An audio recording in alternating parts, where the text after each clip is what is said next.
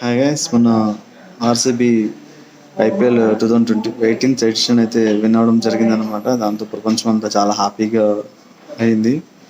So ఆ హ్యాపీనెస్ని continue చేయడానికి వాళ్ళు విజయోత్సవ సభ బెంగళూరులో నిర్వహించడం అయితే జరిగిందనమాట. కానీ అక్కడే బెంగళూరులో జరిగినటువంటి ఒక ఘోరమైన మారణం వల్ల దాదాపు 11 మంది మరణించడం జరిగిందనమాట.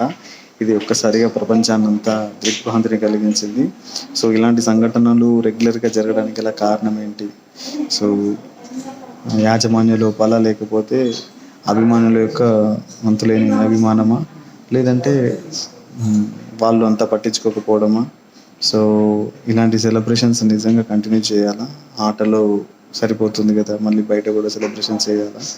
చేసినప్పుడు ఎటువంటి జాగ్రత్తలు తీసుకోవాలనే విషయం గురించి కూడా లోతైన చర్చనే చాలా అవసరం. ఏదైపోయినప్పటికీ అలా మరణించడం అయితే నిజంగా చాలా బాధాకరం. ఆ మృతుల కుటుంబాలకి ప్రగాఢ సంతాపాన్ని తెలియజేస్తాను.